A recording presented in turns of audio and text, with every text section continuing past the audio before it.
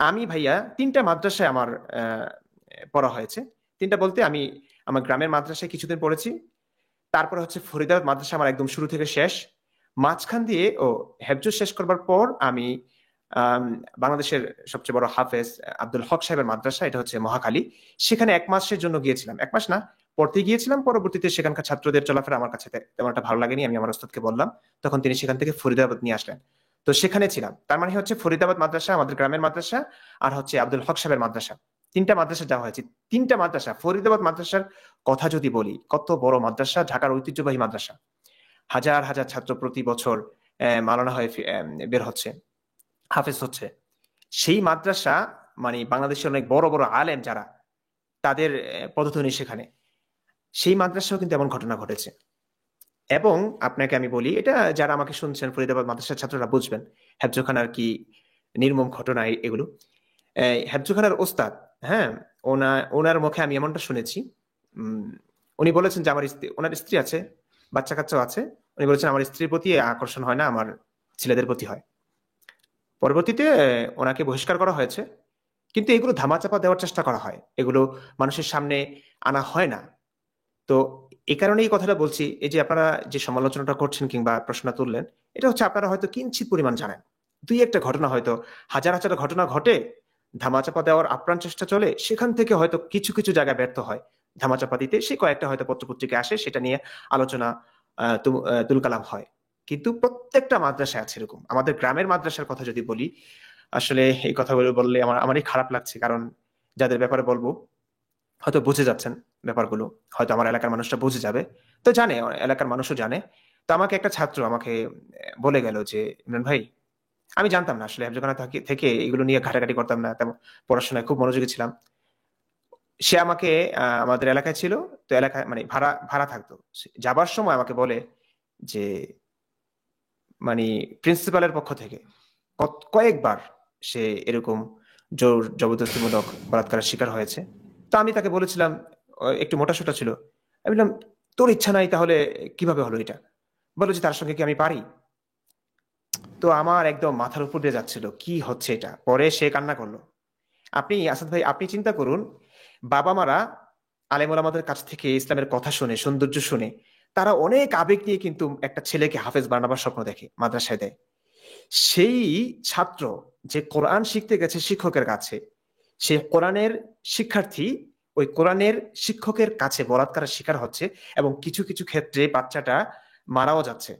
আপনি ব্যাপারটা, মানে এই পৃথিবীতে এমন নির্মম ঘটনার সাক্ষী কি আর কিছু আছে? আমি আসলে আমি তো এই দেখি। বিষয় নিয়ে কথা বলতেই আমার খুব ভেতরটা খুব আমার ইয়ে হয়। কেউ যদি সমকামী হন, তিনি অনুমতি সাপেক্ষে, এই যে ধরেন আপনি আপনার গার্লফ্রেন্ডের সাথে যদি সঙ্গম করেন, সেখানে কি একজন একজন উত্তম পুরুষ যে নিজেকে মনে করে, তার প্রথম কাজ হচ্ছে তার সম্মতি নেওয়া। উভয়ের ইচ্ছায় যদি যে কোনো কিছু হইতে পারে, মানে নিশ্চয়ই যে কোনো কিছু মানিয়ে জীবন নিয়ে ফেলা না, কিন্তু এই এই যারা এই কাজটা করে, তারাই আবার কিন্তু এসে সমকামীদের বিরুদ্ধে সমকামিতা মেরে ফেলতে হবে, সমকামীদের এইসব কথাবার্তা বলে। এটা খুব দুঃখজনক, এবং এটা নিয়ে আসলে এটার আগে আমি একটু একটু জি কথা বলি নেই, আমার একটু কথা অসম্পূর্ণ জি রয়ে প্লিজ, গেছে। আমি আপনি এটা পরে দেখাচ্ছি, একটু দেখুন, এনে আমি রাখলাম যে আমার ইসলাম নিয়ে তো অনেক প্রশ্ন আছে, ইসলামী অনেক প্রশ্ন আছে। আমি আরেকটা হাদিস এখন যেটা বলাৎকারের ঘটনায় যেটা আমি বলতে চাই, এটা আমার অনেক বড় একটা জি সংশয়। আপনি দেখুন, যে ছাত্রের কথা বললাম, এই ছাত্রের তো কোনো দোষ নাই, তাই না, না? একটা ছাত্র শিক্ষকের কাছে গেছে, এটা বলাৎকার কিনা মানে তার তো ইচ্ছা থাকে না, কিন্তু একজন শিক্ষক যাকে সে বাবার চেয়ে বেশি সম্মান করে, ভালোবাসে, সেই ভালোবাসার শ্রদ্ধেয় শিক্ষকের কাছ থেকে যখন এমন প্রস্তাব আসে, সে লজ্জায় সংকোচও নিষেধ করতে পারে না, কিংবা জোর জবরদস্তি হয় হয়তো কিছুটা, তারপরে পারে না একটা সময়। তো এই ছাত্র, যার ইচ্ছা মোটেও নাই, হয়তো শ্রদ্ধার কারণে, ভালোবাসার কারণে, লজ্জা সংকোচের কারণে সে হয়তো বাধা দেয় নাই, এই ছাত্রটার কি কোনো দোষ আছে কিনা আপনি বলুন তো, আপনার কাছে আমার প্রশ্ন। না, শিক্ষক যিনি হ্যাঁ বলাৎকার করছেন, তার দোষ আছে অবশ্যই। অবশ্যই। কিন্তু এই ছাত্র, এ হয়তো নাবালেগ, বেশিরভাগ নাবালেগ হয়, কিংবা বালেগ ছাত্রদের সঙ্গে এমনটা হয়। তো এই ছাত্রটার তো কোনো দোষ নাই। অথচ ইসলামে 4000, আবু দাউদের 4462 নং হাদিস যদি আপনি পড়েন, সেখানে আল্লাহ রসুল বলেছেন, যারা সমকামিতা লিপ্ত হয়, যে সমকামিতা মানে দুজনকেই, ফাকতুলুল ফাইল আল মাফউলা বিহি, মানে যে বলাৎকার করেছে এবং যে বলাৎকারের শিকার হয়েছে, উভয়কে কতল করো। মানে পৃথিবীর কোনো মানুষকে আমাকে যুক্তি দিয়ে বোঝাতে পারবে যে এটা কোন ধরনের কথা? মানে যদি এখানে ব্যাখ্যা বিশ্লেষণ করে আলেমরা এটাকে কাটছাট করবে, ঠিকঠাক করবে, যে হয়তো যাদের ইচ্ছা ছিল না তাকে মারা যাবে না, কিন্তু আমি হাদিস থেকে তো ব্যাপারটা পেলাম না। তো এমন তো আমার যে কোনো কথাকে, আপনি যদি আমাকে ভালোবাসেন, আমার সমস্ত ভুলভাল কথাগুলোকে আপনি ঠিকঠাক করে ফেলতে পারবেন আপনার মত মন গড়া ব্যাখ্যা দিয়ে। কিন্তু দেখেন, ইসলাম থেকে তো এই কথাটা আমি এটা পাইনি। এটা পাবেন না তারা। আমি কোন একটা আদর্শের জন্য যে লড়ে, এই জঙ্গিরা জীবন দিয়ে দেয়, মানে তারা তো আত্মঘাতী। আমি শুধু তাদের জন্য করুণা হয় যে তারা কতটা ডেডিকেটেড, যে ঠিক আছে সে তার আদর্শের জন্য সৎভাবে চেষ্টা করেছে, সে যেটা বুঝেছে আর কি। হ্যাঁ, সে তো অন্যায় বুঝলে, অপরাধ বুঝলে জি তো এটা করতো না। সে করছে, সে বুঝতে পারছে এটা ঠিক তার কাছে, তাও সে আদর্শের জন্য জীবন দিচ্ছে। ইসলাম প্রচারের জন্য যারা কাজ আচ্ছা করেন, ভাইয়া, অনেকেই বলছে আমার কথার সঙ্গে ঠোঁটের মিল নাই, মানে এটা কেন হচ্ছে? আচ্ছা এটা হতে পারে আপনি আপনার ব্রাউজারটাকে যদি একটু রিফ্রেশ একটু দিতেন, পরে হচ্ছে। ব্রাউজারটাকে একটু রিফ্রেশ দিলে এটা ঠিক হয়ে যাবে। তো যেটা আমি অবশ্যই ইমরান বিন বশির ভাই ব্রাউজারটাকে রিফ্রেশ দিয়ে উনি করবেন, আমি দেখতে পাচ্ছিলাম ঠিক আছে, তাও আপনি একটা রিফ্রেশ দিয়ে দেন। আর দর্শকরা জানাবেন যে আমাকেও আপনারা ঠিকঠাক শুনতে পাচ্ছেন কিনা। তো যে যদি কোনো ব্যক্তি তার আদর্শের জন্য জীবন দেয় বা ডেডিকেশন তার থাকে, আমি তাকে রেসপেক্ট করি। সে হইতে পারে হিন্দু ধর্মের কোনো প্রচারক, হইতে পারেন ইসলাম ধর্মের কোনো প্রচারক। এরকম কয়েকজন ব্যক্তিদের মধ্যে আমি খুব একটা যে খেয়াল করি তা না। ধরেন এই যে যারা ওয়াজ মাহফিল করেন, আজহারি, আরো আরো কারা কারা, তাদের মুখ থেকে কখনো বলৎকার যে মাদ্রাসায় হয় এটা বন্ধ করা উচিত একটা শব্দ বাংলাদেশে কোনো ইসলামপন্থীদের মুখ থেকে শুনবেন না। আচ্ছা বুঝলাম, ওরা মাদ্রাসায় পড়েছে, তাদের শেখানো হয়েছে যে একজন আর একজনের দোষ ত্রুটি গোপন রাখতে হবে, ইমাম যদি তার ইমান দণ্ড দিয়ে একটা আকাম করেও তাহলে এটা গোপন রাখতে হবে, এটা তাদের ট্রেনিং এর অংশ, সে চেইন অফ কমান্ড ভাঙতে পারবে না। কিন্তু জেনারেল থেকে এসে যে সকল ছেলেপেলেরা নিজেদেরকে ইসলামের খেদমতকারী দাবি করে, মুশফিক মিনার, আবু তোহা আদনান, তারাও একটা বাক্য লেখে না। তাদের কি এইটুকু লজ্জা শরম নাই যে মাদ্রাসায় বলাৎকার হয়, এটা দৃঢ়চিত্তে এবং ভয়ঙ্কর ভাবে হয়, যে এটা বন্ধ করা উচিত? নাস্তিক মুরতাদ বাদ দিয়ে আগে তো ওইটা ঠিক করেন। এই শিশুরা যারা পরবর্তীতে, ওই যে মানুষের ইমানে প্রভাব পড়বে, ইমান নড়বড়ে হয়ে যাবে, সাধারণ মানুষ বিভ্রান্ত হবে যে আলেম তার ওলামারা মানে এইসব আমাদেরকে এইসব কথা শোনায়, ছেলেপেলেদের মা ইসলামের কথা বোনদের যদি শোনায়। কেউ ধর্ষণও করে ইমামরা এসে, তারা এটা গোপন করবে, কারণ ইসলামের উপরে আঘাত তার সন্তানকে তাদের। ভাইয়া একটা কথা কি জানেন, আমি আপনাকে আপনাকে একটা প্রশ্ন করি। দেখুন, এই যে একজন হুম, বলাৎকারকারী, যে বলাৎকার করতে গিয়ে একটা মানুষের জীবনও নিঃশেষ করে দিয়েছে, এমন হয়েছে, তাকেও কিন্তু আলেমরা বাঁচাতে চায়। কারণ তার ঈমান আছে, সে আল্লাহকে বিশ্বাস করে। আল্লাহর প্রতি বিশ্বাস এবং রসুলের প্রতি ভালোবাসা রেখে আপনি পৃথিবীর যত অন্যায় করেন, আপনার সেটা মাফ। আর আমি যদি আল্লাহর এবং রসুলের প্রতি যৌক্তিক কারণে ভালোবাসাটা হারিয়ে ফেলি, ঠিক আছে, আমি যদি পৃথিবীর সবচেয়ে সৎ মানুষও হই, তারপর আমি তাদের কাছে মূর্খ, তাদের কাছে আমি জঘন্য, খারাপ, ব্যাস। এই অমানুষগুলোকে কি বলবো? কারণ আমি কি এর চাইতে বেশি অন্যায়টা করেছিলাম কিছু যৌক্তিক প্রশ্ন করে? আমি কি ইসলামটা বুঝতে চেয়ে এর চাইতে বেশি অন্যায়টা করেছিলাম একজন বলাৎকারী যে অন্যায়টা করছে তার চাইতে বেশি? তো বলাৎকারী প্রত্যেকটা মাদ্রাসায় আছে, তাদেরকে বাঁচানোর আপ্রাণ চেষ্টা তো মাদ্রাসা কর্তৃপক্ষই করছে, আলেম ওলামারাই করছেন। বরং তাদের মান সম্মানটা টিকিয়ে রাখার জন্য এই কথাগুলো প্রচার করছেন না। মানে সেখানে এই মাদ্রাসার তুলনায় ইমেজও গেলে নষ্ট তো হবে, সেই ইমরান কারণে। বিন বশির ভাই, আপনি আপনার চিন্তার মধ্যে কি রেখেছিলেন, মুফতি আব্দুল্লাহ আল মাসুদ তিনি তার ভাবনায় কি রেখেছিলেন, এটাও এখানে এসে ইসলাম হস্তক্ষেপ করেছে। কিন্তু ধর্ষণের মতো এত ভয়ঙ্কর অপরাধ নিয়ে তারা চিন্তিত নয়। এই যে আবু তোহা আদনান বা মুশফিক মিনারের সন্তানদের নিশ্চয়ই তাদের মতো বিশ্ববিদ্যালয় বা স্কুল বা কলেজে পড়াবে না, মাদ্রাসায় পড়াবে। সেই মাদ্রাসার হুজুররা যে তার সন্তানদেরকে বলাৎকার করবে এবং সেটা সে যখন জানবে তার খুব আরাম লাগবে, গোপন করবে এটা, না না না না, বলাৎকার হচ্ছে বাবা, এই নাও মলম লাগাই দিচ্ছি, হ্যাঁ বাবা, এই এই তোমার তোমার এই এই গুপ্তদার জান্নাতে যাবে হুজুর। মানে তারা কি তাদের সামনে এই শিশুদের জন্য তাদের কোনো মায়া নেই? তাদের এই পরবর্তী প্রজন্ম। ভাই আমি ভাষাহীন। আপনি আপনি দেখুন, আমি যে একটা আলেমদেরকে আহ্বান জানিয়েছি, মিজানুর রহমান আজহারি, আবু তোহা মোহাম্মদ আদনান, শায়েখ আহমদুল্লাহ সাহেব। আপনি জানেন যে আমাকে কিছু মানুষ বলেছে ওনারা কেন আসবে, আপনি অন্য মানুষদের সঙ্গে আসেন। ওনাদের আসলে ইসলাম সম্পর্কে ওইরকম, মানে নাস্তিকদের সকল প্রশ্নের জবাব দেওয়ার মতো ক্ষমতা তাদের হুম। নাই, অন্যজনদের কাছে আমাকে যেতে বলছে। আপনি চিন্তা করেছেন, যাদের কথা পুরো বাংলাদেশ শুনছে, মানে তাদের কাছে নাকি নাস্তিকদের সকল প্রশ্নের জবাব নেই? নাস্তিকদের তাহলে সেই সকল প্রশ্নের নাস্তিকদের জবাব দেওয়ার কে আছে? মারবার ক্ষেত্রে এতটা এতটা দৃঢ় প্রতিজ্ঞ কেন? হুঙ্কার ছেড়ে তারা সিংহ গর্জন করে কেন আমাকে তারা একটু বলেন তো, নাস্তিকের মাথা নেওয়া কথা বলে, কেটে ফেলার কথা বলে, বাংলার জমিনে ঠাঁই হবে না? আমার কাদের যোগ্যতা আছে? জাকির নায়কের ক্যামেরার সামনে মানে সেট তৈরি কইরা, ভারতে আপনি জানেন কিনা, বাবাদের নিয়ে একটু পড়েন যে বাবাদের এরকম শো বা রিয়েলিটি শো, ওই যে সারেগামা পা দেখে কান্দেন না, ইন্ডিয়ান আইডল দেখা বিভিন্ন দর্শক, মানে এগুলো দেখে কান্দার মতোই এই জাকির নায়কের পিস টিভি শো ছিল, এটা মেকিং। প্রশ্নকর্তা এবং উত্তরদাতা সব তারা একে অন্য জানে কি প্রশ্ন হবে কি উত্তর হবে পুরো টাইমে। তো এই জাকির নায়ক আসবে, তার তার ওই সৎসাহস কোনোদিন কোনো কোনো কোনো নাস্তিকের সাথে ডিবেট করার সেই ক্ষমতা তার হয়েছে। আচ্ছা বুঝলাম, আজহারিদের সেই ক্ষমতা নাই, যারা আসবে তাদের ইয়ে কি? এখন একজন, আপনি একজন মুফতি, আপনার সাথে কথা বলতে আসবে ওই 2 লাইন সিপারা পরে আসা, হ্যাঁ, ইয়া পরে আসা, যে সে ধরেন কিছুটা ডারউইন নিল, কিছুটা নুন নিল, নিয়ে বললো, মানে এদের সাথে এদের না এত ভয়ঙ্কর ভাবে নাস্তানাবুদ হইতে দেখছি। তাদের আপনি একটা মূল বিষয়, সে আপনাকে ডিফেন্ড করতে আসবে, ধরেন ওহুদের যুদ্ধ নিয়ে, সে তো ওইটা জানেই না, আর জানলেও সে দেখলো আরিফ আজাদ পরে ওদের যুদ্ধ জানছে। সে আপনার উদাহরণ দেবে যে ওই প্যারাডক্সিক্যাল সার্জিত থেকে উদ্ধৃতি দেবে। তাদের কাছে কোরআন, মানে এই এই যে কি একটা মাইন্ড আমি কাটছে আরিফ ভাই আজাদ ইসলাম। পড়েছি, ডাক্তার জাকির নায়েকের সমস্ত লেকচার শুনেছি। মানে এরা ভাবে যে ডাক্তার জাকির নায়েক এত জ্ঞানী, তার কথা সমস্ত প্রশ্নের উত্তর তার কাছে আছে। আপনি বিশ্বাস করবেন কিনা ভাই, ডাক্তার জাকির নায়েকের কথা শুনে আমার ইমান পুরোপুরি চলে গেছে, আপনি জানেন?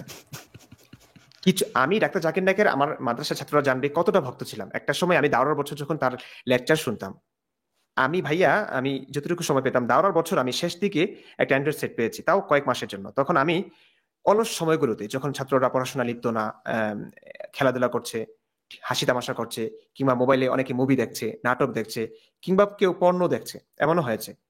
বিশ্বাস করবেন, আমি সেই সময়টাতে ডাক্তার জাকির নায়েক, তখন আমি একজন মুসলিম পাক্কা মুমিন, ডাক্তার জাকির নায়েকের যুক্তিগুলো ভালো লাগতো, ফ্যান ছিলাম, ভক্ত ছিলাম, আমি তাকে শুনছিলাম। কওমি মাদ্রাসার ছাত্ররা আবার ডাক্তার জাকির নায়েককে সাপোর্ট করে না। তাই কেন? তো তারা আমাকে, ডাক্তার জাকির নায়েকের লেকচার কেন শুনি, আমি আহলে হাদিস, আমি আহলে হাদিসদের দালাল, এই কারণে তারা আমার সমালোচনা করতে, এবং কেউ কে এটা বলেছে যে একে ধরে মোহতামিম সাহেবের কাছে, মানে প্রিন্সিপালের কাছে নেওয়া উচিত, এর উচিত শিক্ষা দেওয়া উচিত। আপনি জানেন এই কথাটা কে বলেছে? যারা মানে আমি যে সময়টাতে ডাক্তার জাকির নায়েকের লেকচার শুনছিলাম, সেই সময়টাতে তারা পর্ন দেখছিল। মানে পর্ন দেখা খারাপ কিছু না, কিন্তু ডাক্তার জাকির নায়েকের লেকচার শোনা এটা খারাপ না, কিছু। যদি এখন পৃথিবীতে কেউ হুর মানে কেমন হয় যেটা দেখে নিতে চায়, খারাপ কি?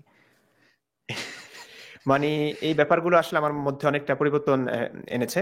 তো যা হোক, এখন ডাক্তার জাকির, একটা সময় ডাক্তার জাকির নায়েকের ভক্ত ছিলাম, তারপর ডাক্তার জাকির নায়েকের যখন একটু মানে জ্ঞান কিছু হলো, অনেক ঘাটাঘাটি হয়েছে, তখন দেখলাম ডাক্তার জাকির নায়েক কিভাবে মানুষকে বোকা বানাচ্ছে। আমি এসব নিয়ে কন্টেন্ট বানাবো, এবং যারা আমাকে শুনছেন দেখছেন তাদের কাছে অনুরোধ থাকবে, ডাক্তার জাকির নায়েক এত বড় এত বড়, এটা এটা বলবেন না। আসলে একটা সত্য উদ্ঘাটন হয় তথ্য প্রমাণ যুক্তির আলোকে। তো ডাক্তার জাকির নায়েক কোন কোন জায়গায় ভুল করেছেন, এবং কতটা কাঁচা ভুল, কিভাবে তিনি ইসলামটাকে বিকৃত করে বিজ্ঞানের সঙ্গে সমন্বয়ের একটা অপচেষ্টা চালিয়েছে, সেই ব্যাপারগুলো নিয়ে আমার অনেক কন্টেন্ট আছে, আমি আরো কন্টেন্ট বানাবো। আর ডাক্তার জাকির নায়েক যদি বসতেও চান আমার সঙ্গে, আমার হিন্দি জানা আছে, ইংরেজিতে আমি অতটা পাকা নই, আমি বসতে রাজি আছি। ঠিক আমি আছে। একদম, মানে ইন্টারেস্টিং। আমি ছোট জাকির না মানুষ জাকির দেখতে জাকির কালো জাকির সালো, নায়কের, মানে আমি এখন জাকির নায়কের ভুংবাং ছাড়া তার ওই ওই স্কিল নাই। আপনি দেখেন না, যে ইন্ডিয়া থেকে পালিয়ে যাওয়ার পর থেকে টাকা পয়সা নিয়ে আর কি আত্মসাৎ করে, সে তার কিন্তু কোনো আর আর মানে তার কেন, সে সে তো এখন মুসলিম কান্ট্রিতেই থাকে, সৌদি আরবে, বুঝলে সেখানে সেমিনার করে না কেন? সৌদিয়ানরা তো বেকল হ্যাঁ, না। মানে সে এখন মানে মালয়েশিয়াতে যে, আমি আসলে ভাই ওনার আসলেই ভক্ত, আসলে ভক্ত ছিলাম অনেক বছর। তো তো আমি, আমার আমার মনে হয়, এখন মনে হচ্ছে যে উনি মনে হয় কারচুপি করছেন। না, আপনি লজিক্যালি ওনার চিন্তা মতো করেন, একজন আপনি জ্ঞানী মানুষ, লজিক্যালি চিন্তা করেন যে উনি, বিচক্ষণ মানুষ, উনি এই ব্যাপারটা বুঝবেন না, হ্যাঁ, আপনি এটা লজিক্যালি আমার চিন্তা করেন যে উনি মানতে উনি সৌদি মানতে আরব পারি না। গেলেন ইন্ডিয়া থেকে পালাইয়া, তো উনি সেমিনার করেন না কেন? ওটা আর বড় করে, সৌদিয়ানদের তো টাকার অভাব নাই, মালয়েশিয়াতে আছেন, বড় সেমিনার। এই যে জাকির হ্যাঁ, নায়কের হ্যাঁ, পিস হ্যাঁ। টিভি, ওইখানে কিস টিভি, লিস টিভি, ফিস টিভি, অনেক টিভি তৈরি, একটা কেন আর অনেকগুলো টিভি তৈরি, তো কেন নাই? ওই পুরনো চাল এখনো রান্ধেন কেন আমাদের মুমিন বান্দারা? এইবার বাংলার জাকির নায়ক, মানে একটা ছেলে আছে ব্রাদার রাহুল, তার ব্যাপারে একজনে বলতেছে, মানে আমাদের দর্শকদের মধ্যে এরকম এরকম মাথা মোটা লোকজন আছে না, আমি দুঃখিত, গেমার, তার যেহেতু নাম নাই আমি বলতেছি। এই কথা ভাই আমার সাথে বলবেন না, মানে আমি এই লোকটার কথা শুনতে আমি একটু চাই বলি না। তাহলে এই লোকটার কথা, না মানে তার তাকে সাথে, আমি যোগ্য তার মনে সাথে করি তো না এটা তো মোটামুটি। অবশ্যই না, মানে সে সে ধান্দা করতে আসছে, এটা বাদ। আমি চিন্তা করলাম একদিন সে আমাকে হুম করে যখন দেখলো যে কোন একটা বিষয় আমার খুব বাংলাদেশে আলোচনা চলছে, তো তার তো ভিউ ব্যবসা দরকার, আমার এসে প্রস্তাব দিল, হ্যাঁ তা ডিবেট করবে এইসব। আমি তার পাত্তা না দিয়ে আমার একটা সেকেন্ড থার্ড একটা পেজ থেকে তারে বললাম যে এ ইসলামিক, তার কোনো জ্ঞান নাই, এটা কি করবো? ওমা, তারপরে সে ব্যক্তিগত পর্যায়ে এসে বুঝাই, মানে আরেকজনের মাধ্যমে বুঝাইলো যে সে আমরা ইমরান বিন বশির ভাইকে হারিয়ে ফেলেছি, তিনি আবার যুক্ত হবেন। তো রাহুল বুঝাইলো যে আহ, কোন প্রসঙ্গে সে ডিবেট করবে আমার সাথে, মোহাম্মদ আর আয়েশার বিয়ে নিয়ে। তখন আমরা ইমরান ভাইকে আবার পেয়েছি। ইমরান ভাই থাকুন, ইমরান ভাই একটু শুনেন যে আমি কোথায় অবাক হয়েছি, যে সে আমার প্রস্তাব দিল যে সে মাদ্রাসার কোনো বিষয় বা অন্য কোনো বিষয় না, সে অন্য একজনের মাধ্যমে প্রস্তাব দিল, সে আমার সাথে ডিবেট করতে চায় আয়েশা এবং মোহাম্মদের বিয়ে নিয়ে, এইটা নিয়ে সে ডিবেট করবে। আমি চিন্তা করলাম তার ধান্দাটা কি, এত আত্মঘাতী কেমনে? মানে কেউ যদি আমার সাথে ডিবেট করতে হয়, ইসলামের অনেকগুলো বিষয় আছে যেগুলোতে তাদের ইজ্জত রক্ষা হবে, সেখানেও মানে নাস্তিকরা যদি কারোর সাথে ডিবেট করতে চায়, মোহাম্মদকে যদি সমাজে তার চরিত্র তুলে ধরতে চায়, তাহলে সবচেয়ে সবচেয়ে গুরুত্বপূর্ণ টপিকের মধ্যে একটা হচ্ছে আয়েশা এবং আয়েশাকে বিয়ে করাটা।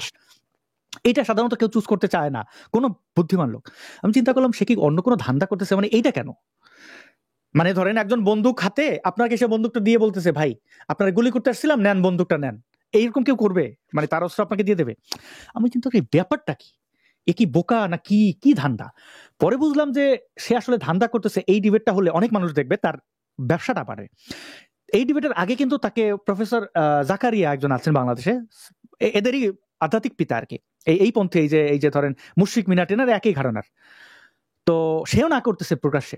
মুশফিক মিনার হয়তো চিন্তা করছে যে আসাদ তো বিতর্ক করে না, এটা দিয়ে একটু যদি ইসলামের বিজয় হয়। ভাই বিশ্বাস করেন, এমন নাকানি চুবানি খাওয়ার পরও সে বুঝতে পারে না, তার এটা বুঝতে আরো 7-8 দিন লাগছে। 7-8 দিন পরে বুঝছে যে তা আসলে সে কোথায় ধরাটা খাইছে এবং ইসলামরে কি করে দিছে। তো এদের মানে দেখেন, এদের নৈতিক না, নৈতিক হলে একটা মানুষ যদি ধরেন এই জিনিসটা যদি ধরেন আমার বলে আব্দুর রাজ্জাক বিন ইউসুফ, আমি মনে করবো যে তার সততা আছে, সততার জায়গাটা আমি রেসপেক্ট করি, যে সে অন্ধভাবে মানে। যেমন এই যে গুনবি, সে জঙ্গি বলে কি রে, কি আমার নবী জঙ্গি ছিল, আমার নবী মা কল্লা ফেলাইতে বলছে, মারতে বলছে, কিসের আরাম? ইসলাম কোনো শান্তি নেই, ইসলাম মানে মারো, কল্লা ফেলাই দাও, শান্তি কোনো শান্তি নেই, সেটা মনে প্রাণে বিশ্বাস করে। এখন তার ওই জায়গা তো সে সৎ, মানে সে জঙ্গিবাদ সে যেটা পড়ছে ওইটাই বিশ্বাস করে।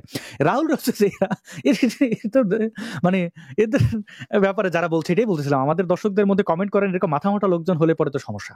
মানে কার কাছে কি রাহুলের মানে মানে সে তো জানেই না ইসলাম, সে কি নিয়েই করবে? সে বরং ওই টিআরপি ব্যবসা করতে পারে।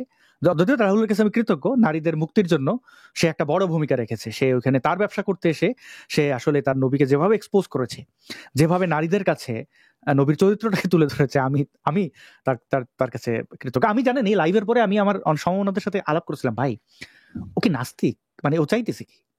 বলতেছে না, ও আসলে ও ভাবতেছে যে মানে প্রথমে সে আমার আন্ডার এস্টিমেট করছিল যে ও এখন যদি এই চিৎকারটা না করে তাহলে তো ও মুসলিমদের হাতে কল্লা ওরে ফালাই দেবে, যে তুই যে আমাদের নবীর এরকম উল্লঙ্ঘ করে দিয়ে আসছিস কেন। এই কারণে সে আমি দিচ্ছি বইলা, নবী এরকম করছে না যে আমি শ্রেষ্ঠ, আমি মহান, আমি আল্লাহ আমারই বলছে, আমার প্রশংসা করছে, আমার বউয়ের এই বিয়ের এটা দায়িত্ব দিয়ে দিয়েছে আল্লাহ, এই পুতের বউ, এগুলো নিজের জন্য নিয়ে আসা, নিজের প্রশংসা, এই সিমটম গুলো তাদের মধ্যে আছে। এনিওয়ে, আমি দুঃখিত এটা এই ব্যাপারে অনেক বড় করে ফেলার জন্য।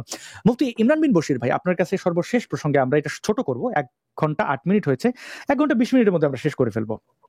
আমি জানতে চাই, অমুসলিমদের উপর ইসলাম চাপিয়ে দেওয়া আপনি বাংলাদেশে কি দেখেছেন, কিভাবে দেখা হয়? অমুসলিমদের উপর ইসলাম চাপিয়ে দেওয়ার ইতিহাস তো নতুন না, এটা তো সেই 1450 বছর ধরে এসছে, ইসলামের শাশ্বত বিধান এটি, এবং জিহাদের মূল রূপটাই তো এরকম, অমুসলিমদের উপর ইসলাম চাপিয়ে দেওয়া। তো এখন ইসলামের কথা যারা বলছেন, ইসলাম যারা মনে প্রাণ বিশ্বাস করছেন, তারা তো এটা চাপিয়ে দিবেনি, কারণ এটা নবীর সুন্নাহ এবং আল্লাহর বিধান, এটা নিয়ে আর কি বলার আছে। এবং এই চেষ্টাটা, এই স্বপ্নটা তারা সবসময় দেখছেন, একটা সময় আমিও দেখেছি। কারণ এখনো মাদ্রাসার ছাত্ররা মানে সবসময় এটা বলে যে কখন ইসলামী হুকুমত কায়েম হবে, কখন জিহাদ হবে, কখন দাসী হবে। আমাদের, আপনি চিন্তা করবেন, আমাদের একজন ওস্তাদ আছেন ফরিদাবাদ মাদ্রাসার, মুফতি ইমাদউদ্দিন, মুফতি ইমাদউদ্দিন খুব দারুণ একজন ওস্তাদ ছিলেন, রসিকতা করতেন এবং আরসিন গেট মসজিদের খতিব, ভালো একটা পজিশনে আছেন। তো মাহফিলও করেন, ওয়াজ মাহফিল করেন, কথাও খুব সুন্দর বলেন।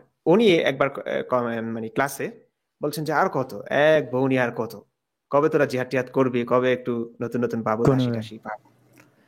তো এটা হুজুর মজার ছলে যদিও বলেছেন, এটা কিন্তু বাস্তব। প্রত্যেকটা ছাত্র, প্রত্যেকটা হুজুর, প্রত্যেকটা মুসলিম যারা ইসলামটাকে বোঝেন কোরআন হাদিস থেকে, তারা এটা স্বপ্ন দেখছেন কবে জিহাদ হবে, কবে অমুসলিম নারীরা দাসী হয়ে আসবে, সাদা চামড়ার মানুষগুলো দাসী হয়ে আসবে, 1 স্ত্রী কিংবা 4 স্ত্রী থাকবার পরেও অগণিত দাসী তাদের থাকবে, লাইফটাকে এনজয় করবে, দুনিয়াও জান্নাত হবে, আখিরাতও জান্নাত হবে।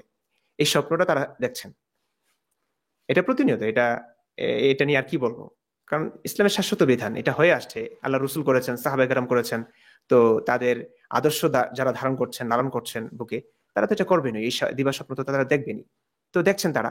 এবং আপনি অবাক হবেন যে আপনি কিছুদিন আগে আপনি মাঝে মাঝে পোস্ট দেখবেন, অনেক মুসলিমরা পোস্ট করেন যে তামান্না ভাটিয়া বলেন, তারপরে হচ্ছে পছন্দের অনেক নায়িকা, একটু হট গার্ল, এদের পোস্ট শেয়ার করে তারা বলেন যে মানে ওই যে ইন্ডিয়া, ভারত কবে দখল হবে, কবে, এটা কিন্তু আমার ভাগে, এটা কিন্তু আমার ভাগে, মানে ভারত দখল হলে এটা আমার ভাগে। বুঝতে পারছেন? মানে রশ্মিকা মান্দানা আরো কার, জি জি জি জি, আপনি চিন্তা, হ্যাঁ, এবং এরা দেখেন এই যে জুলুমগুলো করছে এবং তারা ভাবছে যে ইসলাম শ্রেষ্ঠ ধর্ম, এটা মেনে নেবে। এবং তাদের অনুসারীরা দেখেন, এই রাহুলের ফ্যানরা, তাইফ রিপ্রেজেন্ট কি, আচ্ছা এখানে আমার এখানে ফন্টগুলো বদলে গেছে যে কারণে আমার পড়তে অসুবিধা আছে, আমি তার কমেন্টটা পড়ি। এখানে তিনি বলছেন যে ভিউ ব্যবসা তো আপনারা করতেছেন, আজহারি ও আহমদুল্লাহ আসার কথা বলে লাইভ করেছেন, অথচ তারা নাই। দেখেন কত বড় মূর্খ হলে পরে এই বেসিক আপনি দেখেন শিক্ষা অবস্থাটা কি, শিক্ষাটুকু তারা আমি আসে তো নাকি, দেখাই। এটা আমাদের দোষ? আমি পোস্ট, আচ্ছা আমি পোস্ট করেছিলাম কি, তারা চ্যালেঞ্জ করেছিলাম, তারা আসেন নাই, ওকে ফাইন। দেখি আমরা কি লিখেছিলাম, দেখেন এখানে লেখা, মুফতি ইমরান সাহেবের আহ্বানে আলোচনায় আসার সৎসাহস দেখিয়েছেন আজহারি আহমদুল্লাহ আদনান।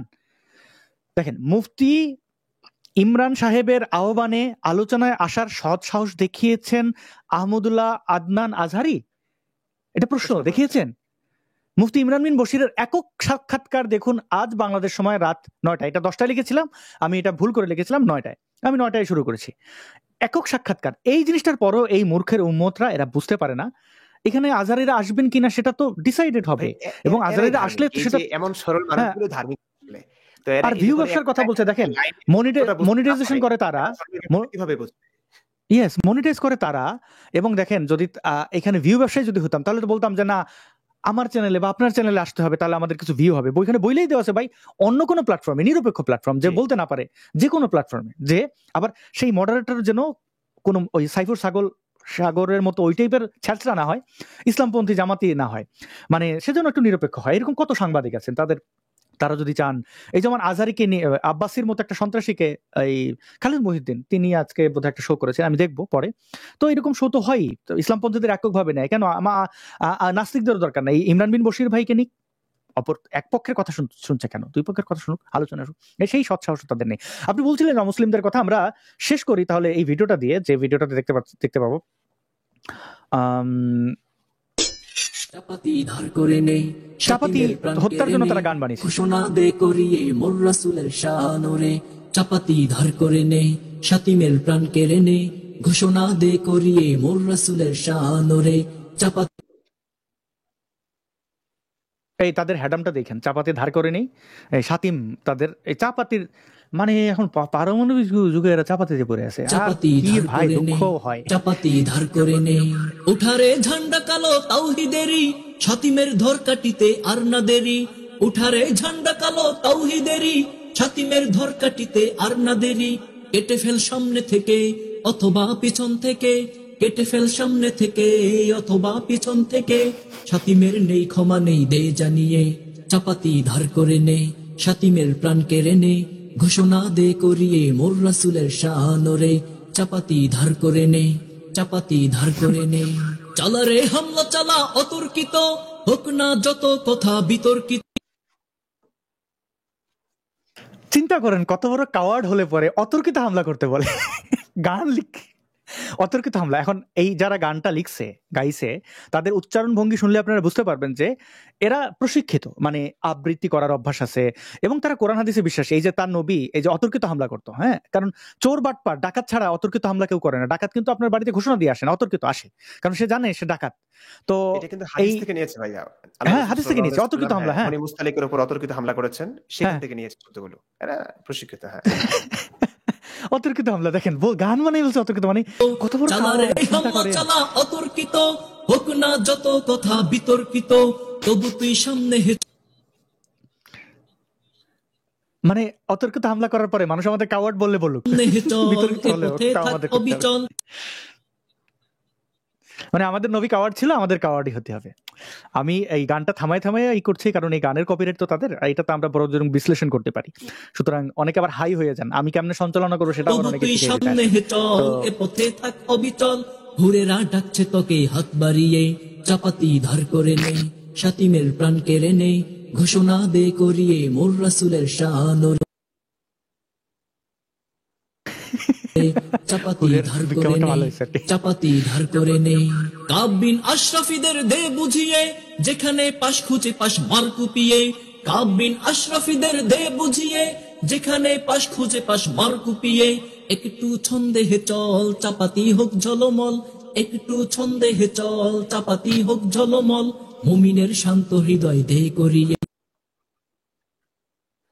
দেখেন একটু এখান থেকে ভিডিও প্লে করতে গেলে একটু ল্যাগ হয়, যেহেতু আমাদের এই স্ট্রিমটা 1080p মানে হাই রেজলিউশনে এইচডি ভার্সনে ইয়ে হয়, তো এখানে একটু ল্যাগ হয়। যারা দেখছেন একটু ভিডিওর সাথে আমাদের কথার আগে পরে হতে পারে, এটা একটু ক্ষমা সুন্দর দৃষ্টিতে দেখবেন। তো এইখানে সে কিন্তু বলছে কাব বিন আশরাফের কথা, সে কিন্তু বলছে এই যে একের পর এখানে দেখবেন হৃদয় বলছে, হ্যাঁ, এটা আবৃত্তি কেউ কোনো শিল্পী না হলে সে হৃদয় বলবে, হৃদয় বলবে না। তো এটা দে আর প্রফেশনাল, এবং এটা হেলাফেলা করার কিছু নেই যে তারা এটা একদম বানিয়ে ফেলেছে বিচ্ছিন্ন কেউ। বাট যারা কিউরিয়াস, সাতিমে রাসুলকে, আমি সাতিমে রাসুলটা তাকে দেখাবো একটু পরে, সাতিমে রাসুল আসলে কি হয়। চাপাতি ধার করে নে, সাতিমের প্রাণ কেড়ে নে, ঘোষণা দে করিয়ে মোর রাসূলের শান রে। চাপাতি ধার করে নে, চাপাতি ধার করে নে। তাগুতের আদালতে কেন তাকাবি, অযথা বিচার চেয়ে শান্ত রবি। তাগুতের আদালতে কেন তাকাবি, অযথা বিচার চেয়ে শান্ত রবি। সেথা অতীত খুঁজে নে, তাকে মন খুব বুঝে নে। সেথা অতীত খুঁজে নে, তাকে মন খুব বুঝে নে। রগবগ রক্তে আগুন, রক্তেরই তেজ দে দেখিয়ে। চাপাতি ধার করে নে, সাতিমের প্রাণ কেড়ে নে, ঘোষণা দে করিয়ে মোর রাসূলের শান রে। চাপাতি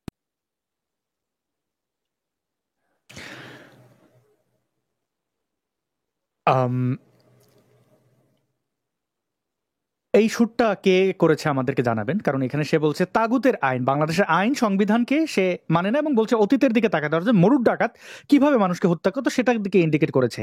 আমি দর্শকদের বলতে চাই, এই গানটি যে গেয়েছে তার অন্য কোনো গান থাকলে আমাদের দিবেন, এখানে কমেন্ট করবেন বা আমাকে ইমেল করতে পারেন, কারণ একে এই জঙ্গিকে তার যদিও ওই ডাকাতের অনুসারী হিসেবে সে তার চেহারা দেখায়নি, গোপন রেখেছে, তার ছবিও দেখায়নি, গান ঠিকই কণ্ঠ দিয়েছে, গান রচনা করেছে, সাথে অটোটিউনার ইউজ করেছে, মিক্সিং করেছে, মানে প্রফেশনাল ওয়েতে তারা এটা আপলোড করেছে, কিন্তু তার কণ্ঠ তো আছে। মানে তাদের তো এই যে চোর ডাকাত হলে পরে এটাই তো হবে, বাট আমি তাকে খুঁজে বের করবো। আমরা একটু শুনি এবং ইমরান বিন বশির ভাইয়ের কাছে গানের পুরো ওভারঅল রিভিউ চাই। চাপাতি ধার করে নে, মদিনার আনসারি বিন মাসলামারি, ছুটে চল দীঘল রাতেও অস্ত্রধারী। মদিনার আনসারি বিন মাসলামারি, ছুটে চল দীঘল রাতেও অস্ত্রধারী। প্রাসাদের অন্তরে রোক, কাবার প্রান্তরে হোক। প্রাসাদের অন্তরে রোক, কাবার প্রান্তরে হোক। যেখানে পাশ খুঁজে পাশ খুন করে দে। চাপাতি ধার করে নে, সাতিমের প্রাণ কেড়ে নে, ঘোষণা দে করিয়ে মোর রাসূলের শান রে। চাপাতি ধার করে নে, চাপাতি ধার করে নে।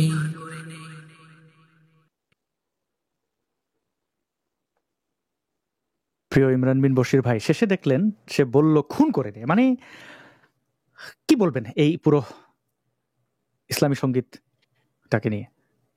কিছু বলার নেই ভাইয়া, এগুলো তো সবসময় বলে এসেছি যে কাব বিন আশরাফের ঘটনাটা এখানে উল্লেখ করা হয়েছে, এটা যে কতটা নির্মম। আমি কাব বিন আশরাফের জন্য কান্না করেছি ভাই, আপনি যদি বিশ্বাস করেন।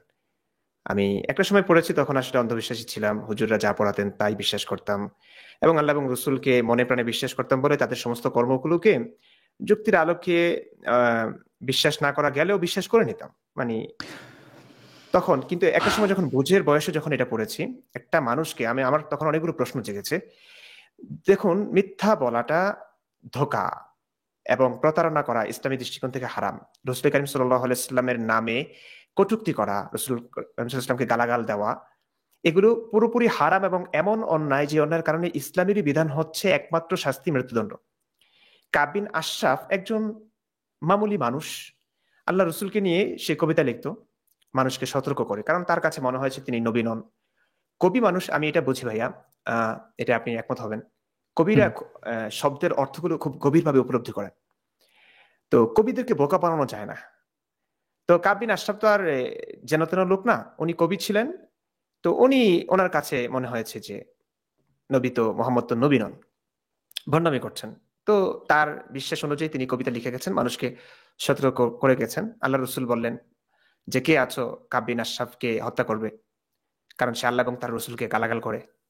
এখন আমার সবচেয়ে বড় প্রশ্ন যেটা জেগেছে, দেখুন, আল্লাহকে গালি দিয়ে, আল্লাহর রসুলকে গালি দিলে সবচেয়ে বেশি ব্যথা পাওয়ার কথা তো আল্লাহর, এবং সে আল্লাহকে মহা ক্ষমতাধর তিনি, মহাবিশ্বের মালিক তিনি, যিনি আসমান থেকে বজ্রপাতে একটা মানুষকে ধ্বংস করে দিতে পারেন, যিনি ভূমিকম্পের মাধ্যমে একটা মানুষকে তলিয়ে নিতে পারেন, আরো অনেক প্রাকৃতিক দুর্যোগ দিয়ে একটা মানুষকে নিঃশেষ করে দিতে পারেন, সেই আল্লাহ তো কিছু করছেন না।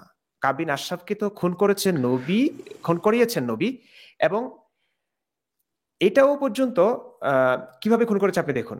মোহাম্মদ বিন মাসলামা দাঁড়িয়ে গেছেন, ইয়া রাসূলুল্লাহ আমি খুন করব, আপনি কি চান আমি তাকে খুন করি? হ্যাঁ চাই। তাহলে ঠিক আছে, তিনি তো সম্ভ্রান্ত পরিবারের একজন মানুষ, তার কাছে যেতে হলে আমাকে কৌশল অবলম্বন করতে হবে, আপনার ব্যাপারে কিছু মিথ্যা আমাকে তার কাছে বলতে হবে, তার বিশ্বাসযোগ্যতা গ্রহণযোগ্যতা পাবার জন্য। আল্লাহ রসুল এই মিথ্যা কথাগুলো বলবার অনুমতি দিয়েছেন।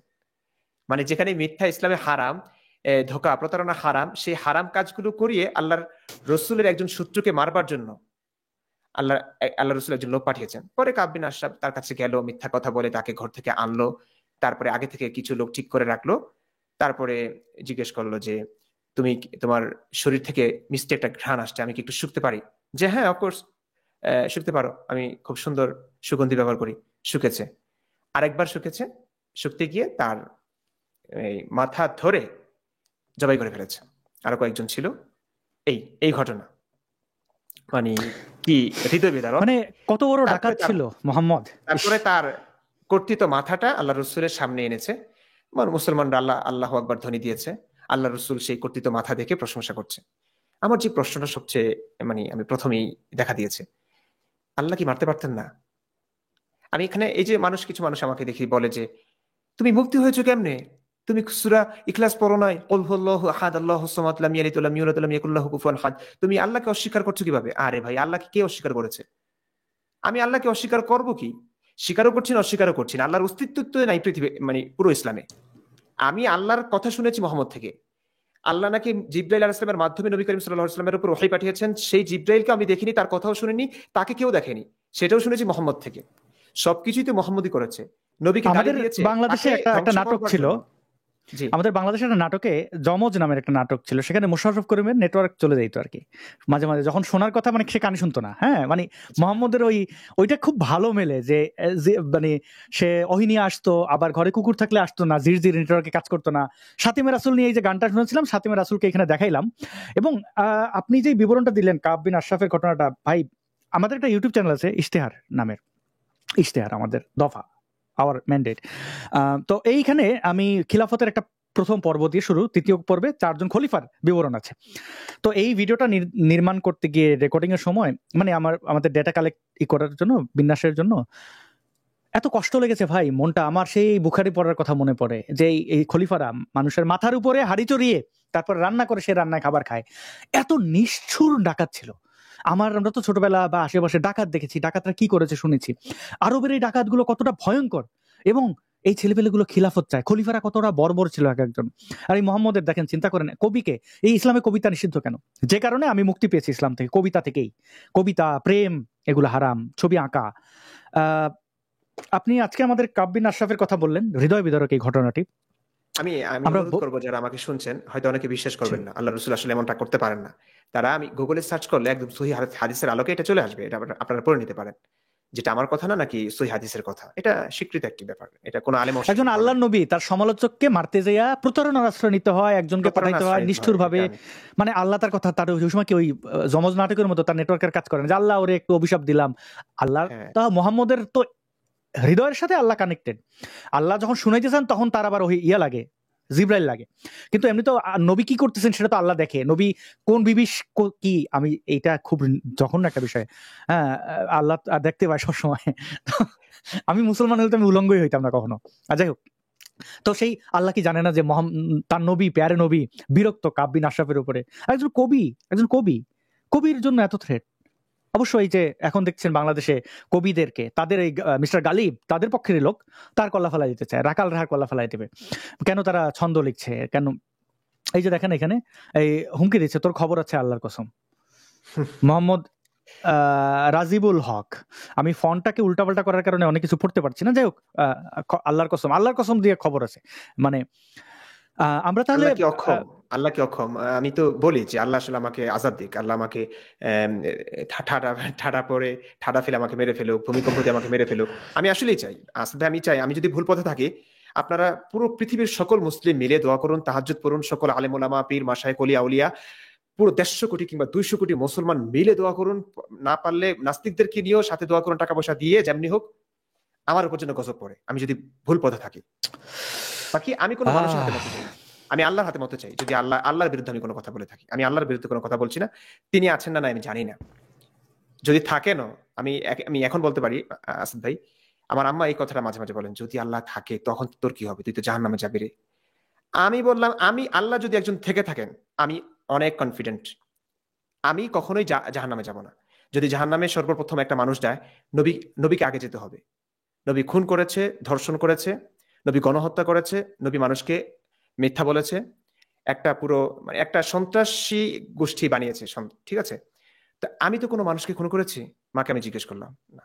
আমি পর্যন্ত ভাই কোনো মানুষের মনে ব্যথা দিয়েছে আমার মনে হয় না, কখনো কোনো মানুষের সঙ্গে ঝামেলায় জড়াইনি। আমি কোন একটা মানুষের টাকা খাবো কি? আমি যতটুকু পেরেছি ভাইয়া আমি নিজে খাওয়ানোর চেষ্টা করেছি, আমি নিজের টাকা খরচ করবার চেষ্টা করেছি। কোনো মানুষ থেকে একটা টাকা নেওয়ার স্বপ্নও দেখিনি, মাথায় কল্পনা আসেনি, আমার এটা ভালোই লাগে না। এমনকি আমার ভাই বোন থেকে আমি কখনো কোনো দান দক্ষিণ আমি নিতে চাইনি। আমার আত্মমর্যাদা বোধের ব্যাপার এটা।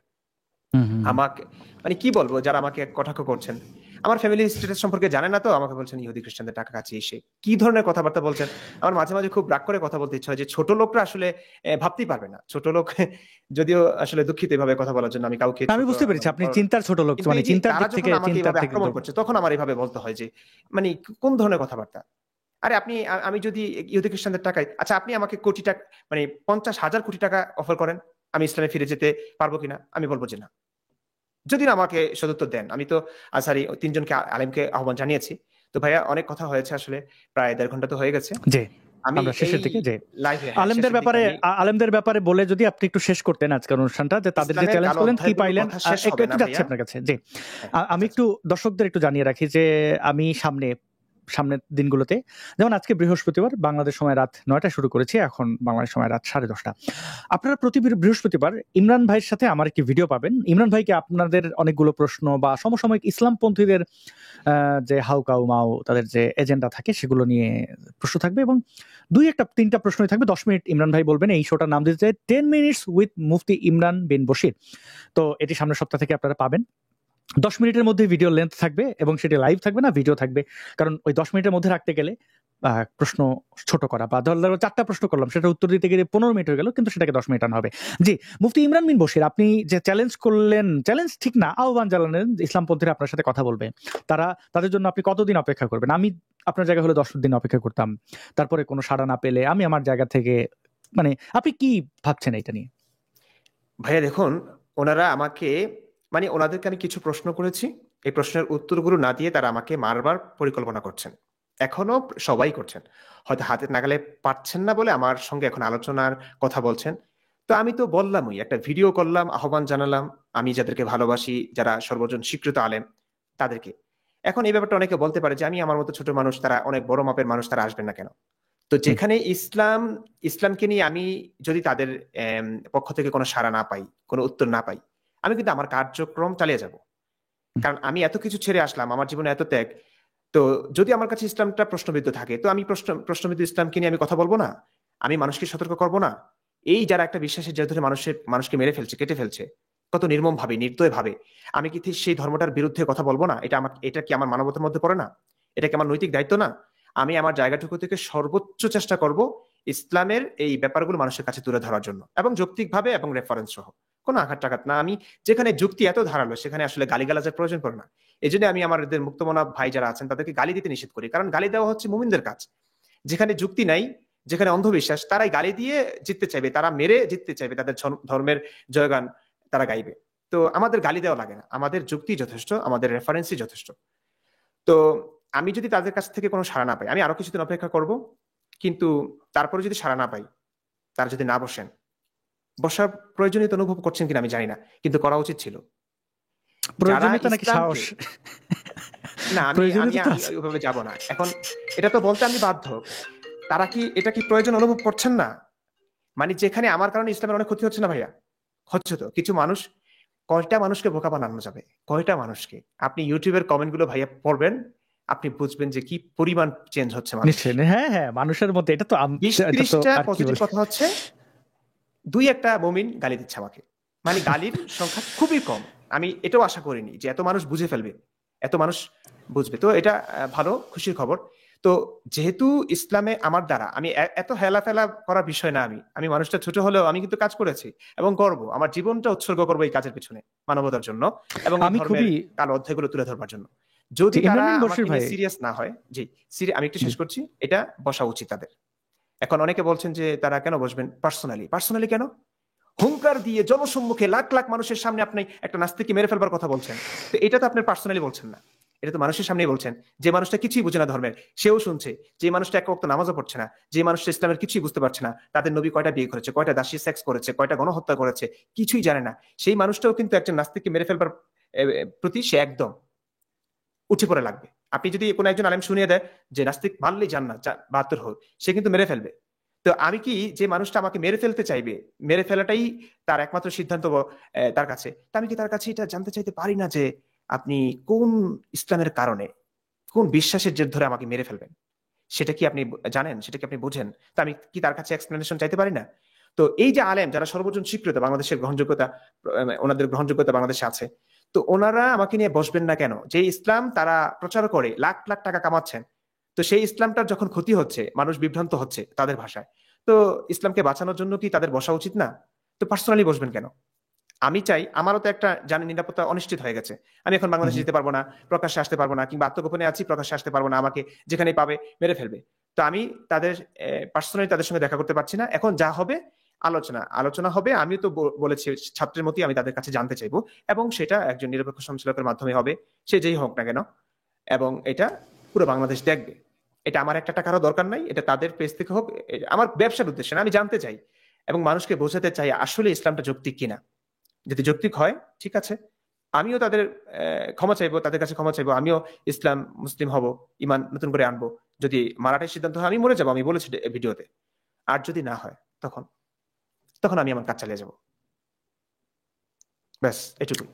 অনেক ধন্যবাদ মুফতি ইমরান বিন বশির ভাই। এবং দর্শক বন্ধুদের বলে রাখি, মুফতি ইমরান বিন বশির ভাইয়ের ইউটিউব চ্যানেলটি আপনারা সাবস্ক্রাইব করে নিতে পারেন এই লাইভের ডেসক্রিপশনে, ইউটিউবের ডেসক্রিপশনে, এবং ফেসবুকের কমেন্টে আপনারা তার ইউটিউব চ্যানেলের লিঙ্ক পেয়ে যাবেন, ফেসবুক পেজের লিঙ্ক পাবেন।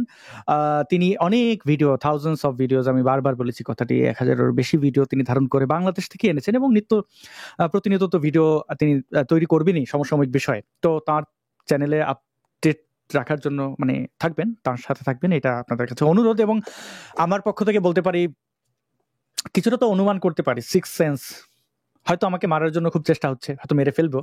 আমি আমার জীবনে যথেষ্ট করে ফেলেছি, মানে আমার যে কোনো সময় মৃত্যু হলে আমার নিজের কোনো আফসোস নেই।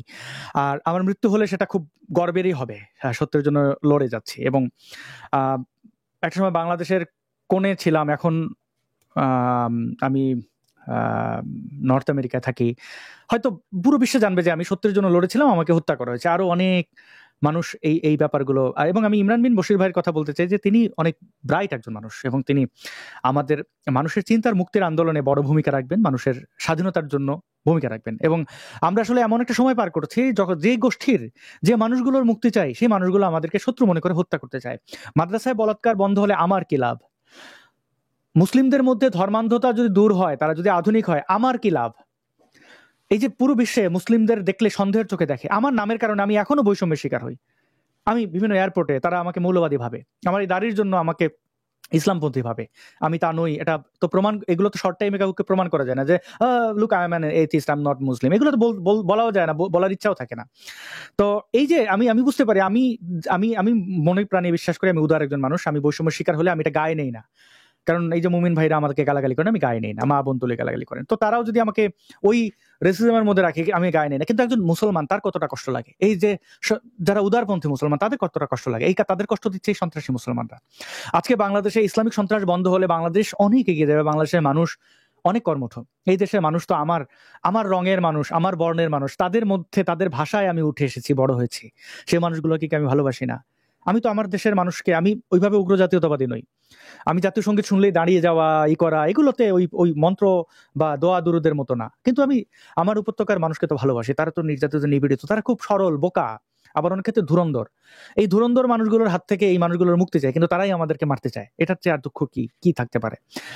যাই হোক, অনেক কথা বলার থাকে, তো প্রতি সপ্তাহে একটি শো পাবেন এবং লাইভের বিষয়ে অনেকেই অনুরোধ করছেন যে লাইভটা আরো দীর্ঘ করেন। অনেকে বলছেন যে মুফতি ইমরান বিন বশিরের সাথে সাপ্তাহিক যে লাইভ সেটা লেন্থ বাড়ানোর জন্য এই মুহূর্তে ফেসবুক ইউটিউবে আমাদের 10,000 মানুষ দেখছেন, তাদের এই অনুরোধগুলো রাখতে হয়, রাখার চেষ্টা করব। একটা লাইভ দেখি সপ্তাহে একবার করা যায় কিনা। মুফতি মাসুদ ভাইয়ের সাথে শনিবারে আপনাদের সাথে দেখাই হচ্ছে ইসলাম বিষয়ক কিউএনএতে। গত সপ্তাহে আপনার 5 ঘন্টার লাইভ হয়ে গেছিল, এই সপ্তাহে সেটা ছোট 1 ঘন্টার মধ্যেই শেষ করা বা 1.5 ঘন্টার মধ্যে শেষ করার চেষ্টা করবো। আমি চেষ্টা করবো মুফতি ইমরান বিন বশির ভাইয়ের যদি সময় থাকে তিনি অল্প সময়ের জন্য যুক্ত হতে পারেন কিনা।